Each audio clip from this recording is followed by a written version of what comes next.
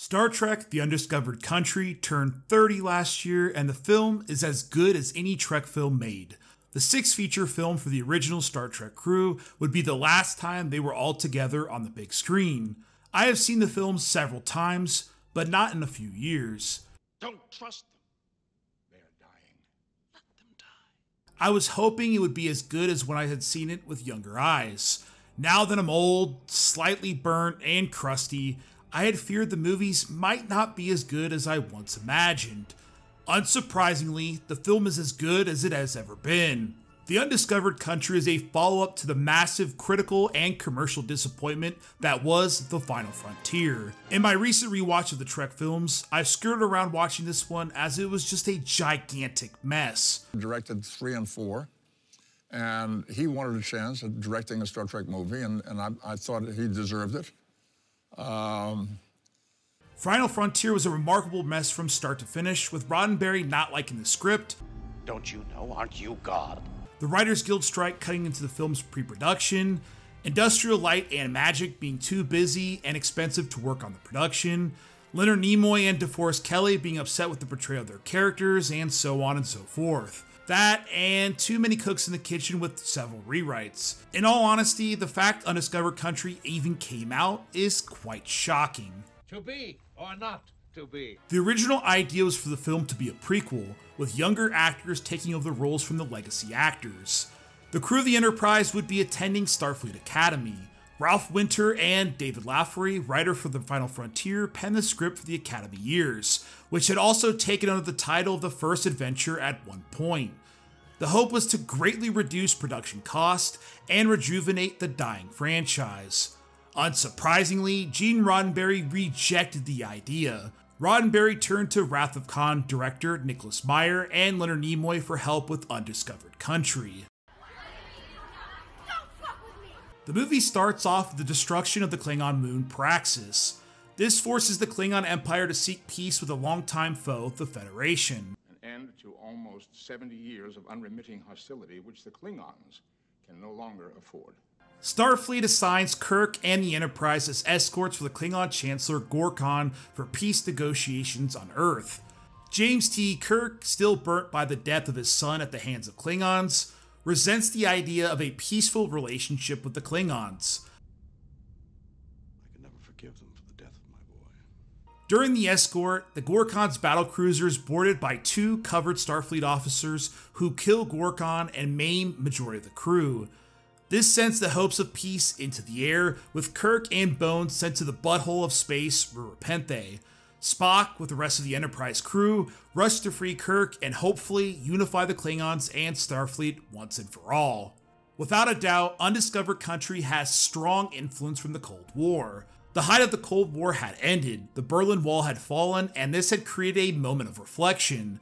The idea, spawned from Nimoy, was that the Klingons were always a stand-in for the Russians, and this was a perfect time to hopefully unite the two warring factions in space. It was the reflection on previous failures in The Final Frontier that the writing team had realized they relied too heavily on science fiction without the application of today's real-world events or moralities. Through the eyes of the Enterprise crew, in particular that of Captain Kirk, we see a level of bigotry that we aren't really accustomed to. I doubt that our own behavior will distinguish us in the annals of diplomacy. It was a risk to have that level of bigotry in the film, but it's something I actually grew to really appreciate. Kirk, destroyed by the loss of his son Marcus, was fully aware that his mind was made up towards the Klingons. I couldn't get past the death of my son.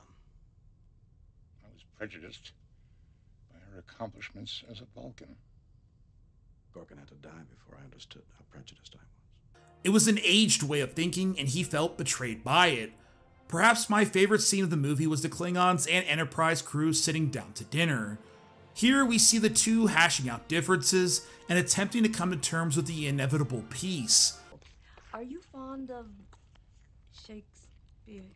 It wasn't unsophisticated yelling, but instead mirrored what we see much from the Cold War. We know where this is leading. The annihilation of our culture. That's not true. No. No. This stagnant opposition met with distrust in the man or woman across from you. Undiscovered Country was a rousing success. Frankly, it had no right to be. I enjoyed the picture too. And it's a strange thing because of these 6 movies. 1, 3, and 5 were bad. 2, 4, and 6 were good. It's maybe there shouldn't be a number 7 because on this track record, it's not going to be a good one.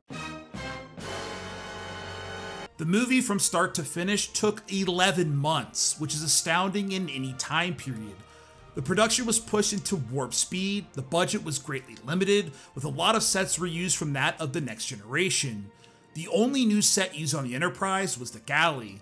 A lot of the reused sets were shot under different lighting so the audience wouldn't know they were reused. In total, the budget for the film was a shocking $27 million.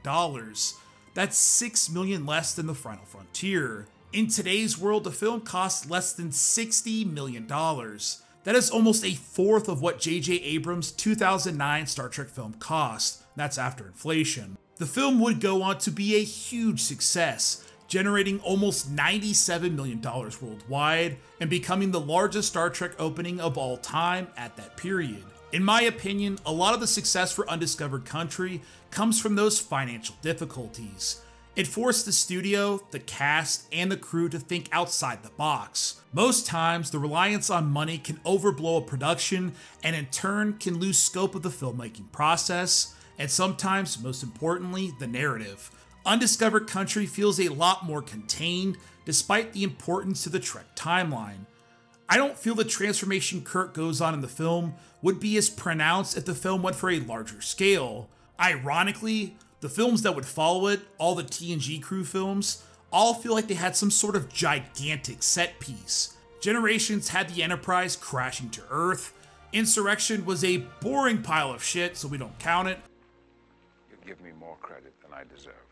First Contact had that beautiful Borg battle, and Nemesis was just frankly one gigantic spaceship battle. None of them felt as centered as the character work here. Hell, I'd go as far to say that Country has aged better than Generations or Insurrection. Insurrection really sucks and I don't like it, I'm sorry. There's nothing further to be gained from this.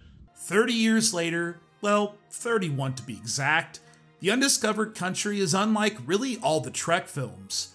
The reduction in budget, rushed production, and fear of failure residing over the franchise made it a miracle that it turned out to be as good as it did.